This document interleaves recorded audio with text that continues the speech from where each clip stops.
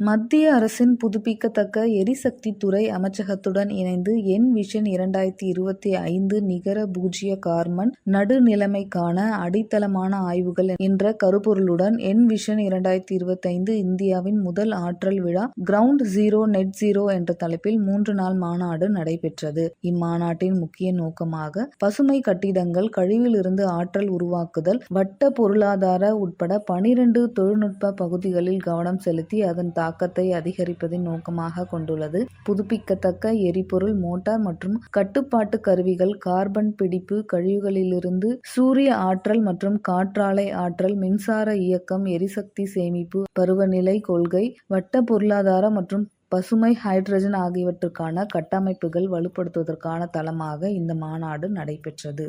தாம்பரம் வட்டார போக்குவரத்து கழகம் சார்பில் தலைக்கவசம் அணிவதின் அவசியத்தை குறித்து 200க்கும் மேற்பட்ட இருசக்கர வாகன விழிப்புணர்வு பேரணி நடைபெற்றது. சென்னை தாம்பரம் வட்டார போக்குவரத்து சார்பில் சாலை பாதுகாப்பு மாதத்தை முன்னிட்டு தலைக்கவசம் அணிவதின் முக்கியத்துவத்தை வெளிப்படுத்தும் வகையில் இருசக்கர வாகன விழிப்புணர்வு நிகழ்ச்சி வட்டார போக்குவரத்து ஆய்வாளர் குமரகுருபவன் துவக்கி வைத்தார். இதில் பொதுமக்கள், போக்குவரத்து காவலர்கள் என 200க்கும் மேற்பட்டோர் கலந்து கொண்டு வட்டார போக்குவரத்து அலுவலகத்தில் இருந்து GST சாலை வழியாக சுமார் 10 கிலோமீட்டர் வரை தலைக்கவசம் அணிந்து இருசக்கர வாகனத்தில் பேரணியாக சென்று விழிப்புணர்வை ஏற்படுத்தினர். பள்ளிக்கரணையில் உள்ள NIOT வளாகத்தில் இந்திய சர்வதேச கடல் பாசி கண்காட்சி மற்றும் உச்சி மாநாடு நடைபெற்றது. 2 நாள் நடைபெற்ற இம்மாநாட்டில் கடல் பாசி புதை வேட்டை இந்திய கடல் பாசி துறை என்ற கருப்பொருளை கொண்டு நடைபெற்றது. மேலும் இம்மாநாட்டில் உயிருள்ள கடல் பாசியின் முக்கியத்துவத்திற்கான இந்திய அரசாங்கத்தின் புதிய வழிகாட்டுதல்கள், இனப்பெருக்கம் மற்றும் விதைப்பு,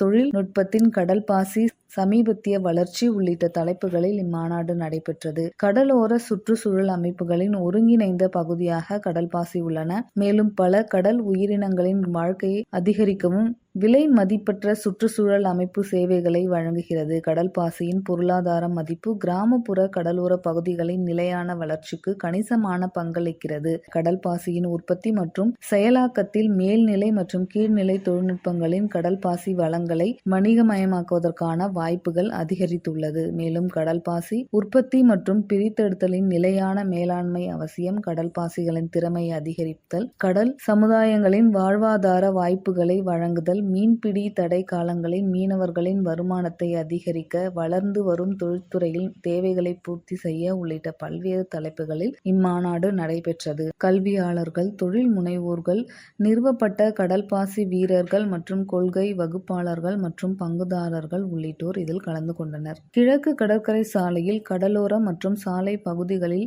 ஆபரேஷன் சாகர் கவாச் 217 போலீஸ் பாதுகாப்பு ஒத்திகை நிகழ்ச்சி நடைபெற்றது. செங்கல்பட்டு மாவட்டம் எல்லையான திருவிடந்தை போலீஸ் சோதனை சாவடி முதல் மரக்காணம் வரை 217 போலீஸ் பாதுகாப்பு பணியில் ஈடுபட்டனர்.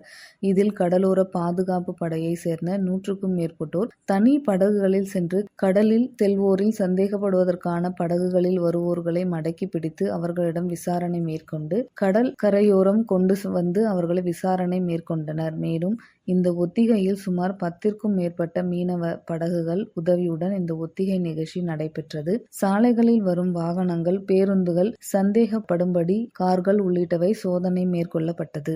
இந்திய தர நிர்ணய அமைவனம் சென்னை கிளை அலுவலகத்தின் செயற்கை மூட்டுகள், மறுவாழ்வு உபகரணங்கள் மற்றும் மாற்றுத்திறனாளிகளுக்கான உபகரணங்கள் பற்றிய இந்திய தர நிர்ணய மானக்மந்தன் கலந்துரையாடல் நிகழ்ச்சி நடைபெற்றது. இந்நிகழ்ச்சியின் சிறப்பு விருந்தினராக டாக்டர் MGR மருத்துவ பல்கலைக்கழகத்தின் இதயவியலாளர் டாக்டர் சொக்கலிங்கம் அவர்கள் கலந்து கொண்டு சிறப்புரையாற்றினார். மேலும் இந்திய தர நிர்ணய அமைவனம் மாற்றுத்திறனாளிகளுக்கான இயக்கத்தை மேம்படுத்துவதற்கான செயற்கை கால்கள், மறுவாழ்வு உபகரணங்கள் மற்றும் பிற உதவி உபகரணங்கள் விரிவான வரைவுறு குறிப்புகள் நிலவியுள்ளது. இந்த தர நிர்ணயங்கள் பல்வேறு உதவி சாதனங்களில் பாதுகாப்பு, ஆயுள், வசதி மற்றும் பயன்பாட்டினை உறுதி செய்வதற்கு நோக்கமாக இந்த கலந்துரையாடல் நிகழ்ச்சி நடைபெற்றது.